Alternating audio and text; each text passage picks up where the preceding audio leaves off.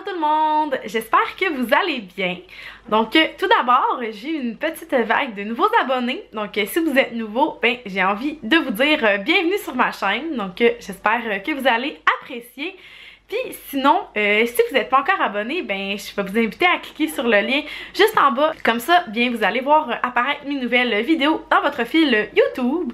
Donc aujourd'hui, j'ai envie d'aborder un sujet que j'ai pas vraiment retrouvé sur YouTube. Peut-être parce que c'est un peu tabou. Vous le savez, hein, moi j'aime bien ça parler des sujets qui sont parfois tabous. Parce que j'ai envie qu'on enlève ça, hein, les tabous liés à la maternité. Puis j'ai vraiment envie qu'on normalise tout ça. Donc j'ai envie aujourd'hui de vous parler de la contraception postpartum. Parce que hein, c'est pas parce qu'on a des enfants qu'on fait plus l'amour. Puis ben si on veut pas retomber enceinte rapidement, ben c'est toujours mieux de se protéger. Comme ça on va éviter les grossesses qui pourraient être non désirées. Alors, si c'est un sujet qui vous intéresse, ben je vous invite à rester à l'écoute. Passons à la vidéo tout de suite. Premièrement, j'ai vraiment séparé la vidéo en deux catégories. La catégorie si vous allaitez et la catégorie si vous allaitez pas. Parce que dans le fond, en fonction de votre choix d'allaitement ou de pas allaitement, puis sachez que les deux choix sont aussi bons l'un que l'autre, ça reste vraiment un choix personnel. Sachez tout de même que si jamais vous allaitez ou que vous allaitez pas, bien les choix de contraceptifs seront pas les mêmes. Premièrement, je vais commencer à parler des choix qui s'appliquent si jamais vous décidez de pas allaiter. Si vous voulez quelque chose d'un peu plus permanent parce que vous voulez pas d'enfant tout de suite ou que vous êtes pas sûr si vous en voulez d'autres ou juste parce que vous n'avez pas le goût de vous casser la tête, je vais vous conseiller le stérilet. Les stérilets sont vraiment divisés en deux catégories. On a les stérilets hormonaux et on a les stérilets de cuivre. Donc dans les stérilets hormonaux, il y en a vraiment toute une série là, que je pourrais vraiment pas vous nommer parce que je m'y connais pas tant que ça en stérilet. Pour être honnête avec vous, j'en ai jamais moi-même porté, mais je le sais qu'il y en a plusieurs hormonales, dont le Mirena que je connais, en fait c'est le seul que je connais, mais il y a plusieurs stérilets qui sont disponibles. Et les stérilets de cuivre, dans le fond, c'est qu'il n'y a pas d'hormones, donc c'est vraiment plus naturel, si on peut dire ça comme ça. Je catégorise les stérilets dans les moyens permanents parce que on peut en avoir qui durent 5 ans et même qui vont jusqu'à 10 ans. Donc c'est vraiment un choix permanent qu'on fait, mais c'est vous pouvez quand même le faire enlever quand vous voulez. Mais sachez qu'un stérilet, c'est quand même aussi assez dispendieux. Donc ça tourne autour de 300 $ si vous n'avez pas d'assurance. Donc c'est pour ça que ça vient pas avantageux si vous le mettez, exemple, juste pour 1 an, parce qu'il va quand même vous avoir coûté le même prix que si vous l'utilisez 5 ans.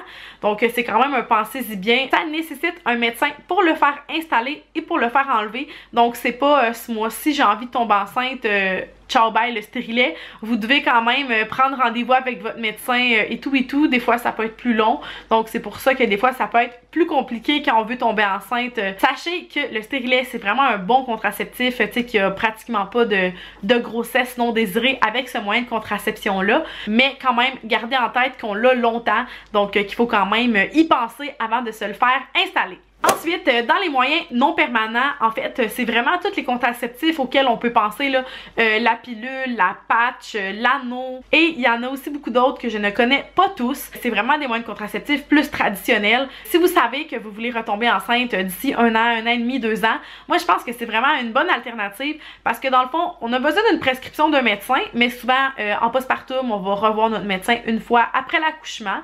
Il peut vous faire une prescription.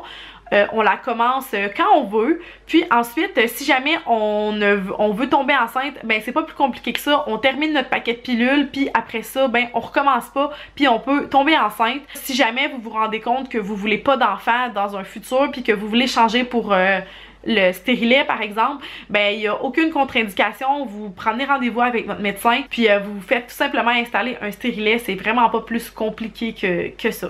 Et puis finalement, ça se peut tout simplement que vous vouliez pas prendre d'hormones. On s'entend qu'après une grossesse, un accouchement, nos hormones là, ils vont avoir fait ça tout le long, ça se peut qu'on soit complètement déréglé puis qu'on a juste le goût, tu sais, de revenir à la normale.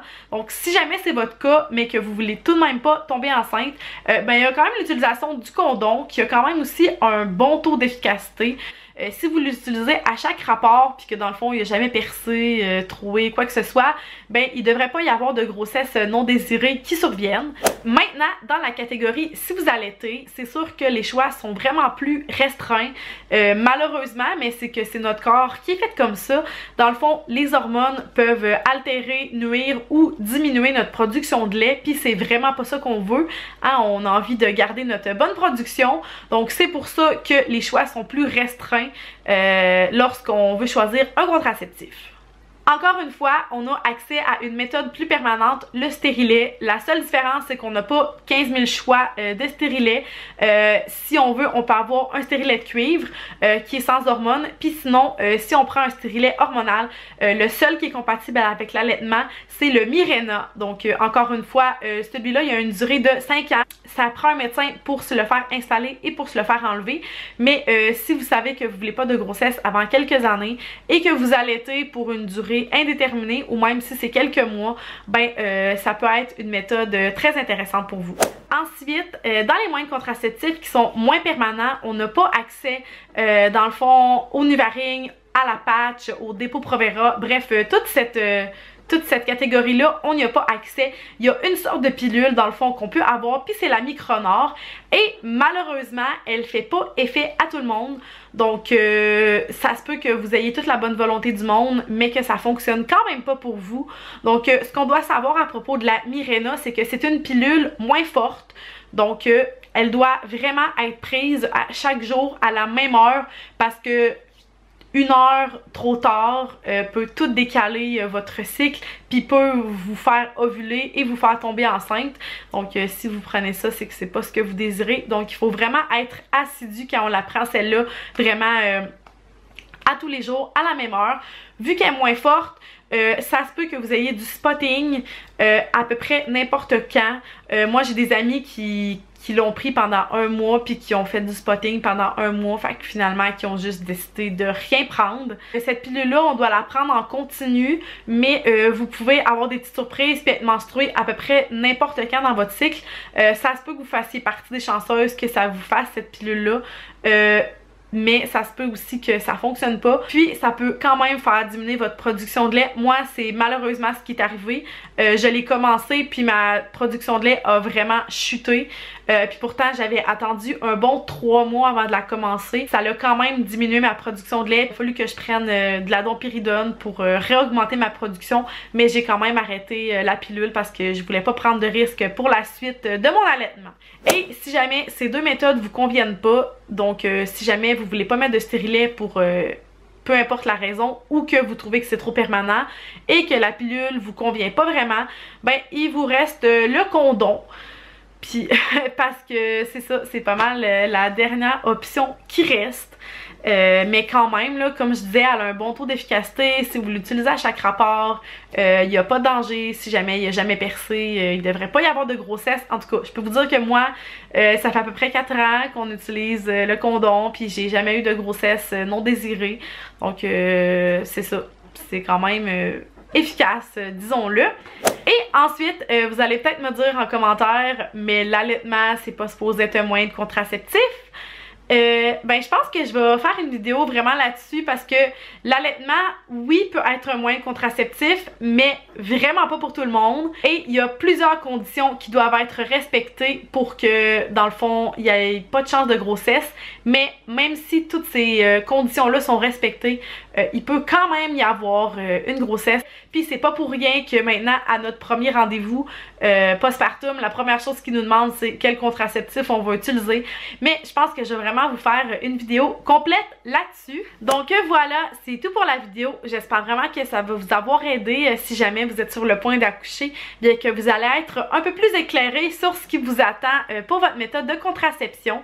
Sinon, ben pour celles qui ont déjà eu des enfants puis qui ont utilisé l'une ou l'autre de ces méthodes, ben j'aimerais ça qu'on échange en commentaire sur vos expériences justement en postpartum avec les contraceptifs. Donc n'hésitez pas, ce serait super intéressant qu'on vous entende puis qu'on voit des commentaires des gens. Donc voilà, j'espère vraiment que vous avez aimé la vidéo. N'hésitez pas à mettre un pouce en l'air, à vous abonner si c'est pas déjà fait. Puis nous, ben, on se revoit dans une prochaine vidéo. Bye tout le monde!